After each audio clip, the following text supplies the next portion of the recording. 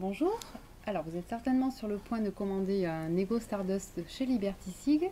Donc je vais vous expliquer en quelques mots le fonctionnement de cette cigarette et ce que vous allez recevoir.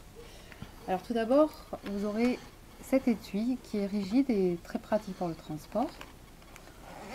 Donc ensuite, vous allez pouvoir trouver une batterie, le Stardust, la prise secteur et ici le câble USB.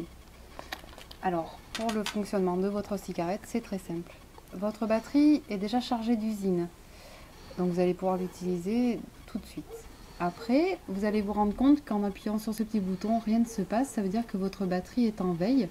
Donc pour pouvoir la mettre en marche, vous appuyez 5 fois rapidement sur le petit bouton. Donc comme ceci. Voilà, et là vous allez vous rendre compte que le bouton s'allume en bleu, ça veut dire que votre batterie fonctionne. Ensuite, vous prenez votre Stardust que vous vissez sur la batterie. Pour pouvoir recharger ce Stardust, vous dévissez le triptyque qui est ici, vous dévissez et vous tirez. Alors la première fois, c'est un petit peu dur, ça résiste, mais c'est normal, c'est neuf. Vous allez vous rendre compte également qu'il y a un petit joint, donc je ne sais pas si vous voyez bien ici, mais ce joint, prenez-en soin, ne le perdez pas, il vous permet la bonne étanchéité du Stardust. Voilà, donc ensuite vous prenez votre liquide Liberty Sig bien sûr et vous allez remplir. Donc on remplit en mettant la cigarette de biais pour éviter que du liquide coule au milieu. Je vais vous montrer ça tout de suite. Donc vous remplissez, voilà, et évitez que du liquide rentre au milieu de la cigarette. Voilà, je vous montre. Voilà. Donc ensuite vous verrez qu'il y a également une graduation sur votre Stardust.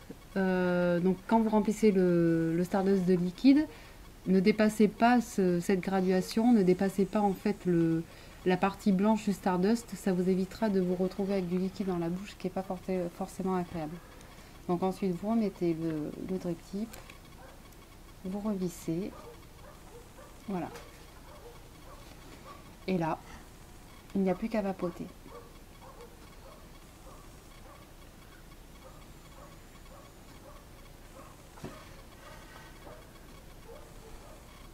Voilà, vous pouvez vous rendre compte qu'il y a une fumée assez dense et chaude.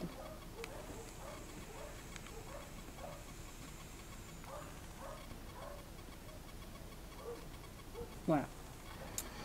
Donc ensuite, cette fameuse batterie, vous allez vous rendre compte qu'elle est vide de charge lorsque le petit bouton sur lequel vous appuyez pour vapoter se met à clignoter plusieurs fois en bleu. Donc là, ça voudra dire qu'il faut recharger votre batterie. Donc là, toujours très simple. Vous dévissez le Stardust, vous prenez votre câble USB, vous vissez la batterie dessus. Donc là, vous avez deux options. Soit vous branchez directement votre câble sur un ordinateur. Si vous n'avez pas d'ordinateur sous la main, vous prenez votre prise secteur, vous branchez le câble USB dessus et là, vous branchez le tout sur une prise secteur. Donc la batterie en 650 mAh, il faudra vous compter à peu près 4 heures pour la recharger totalement quand elle est totalement vide. Alors vous avez remarqué qu'on vous proposait différentes batteries. Donc pour un gros fumeur, c'est-à-dire quelqu'un qui va fumer entre un paquet voire 2 paquets par jour, on préconise quand même la batterie de 950 mAh voire 1100 mAh. La batterie 1100 mAh vous durera à peu près 14 heures en gros, sans avoir besoin de la recharger. 950 ce sera un peu moins, donc à peu près 12 heures, et la 650 une dizaine d'heures, voire enfin, entre 6 et 10 heures d'autonomie. Donc pour un gros fumeur, préférez quand même une grosse batterie.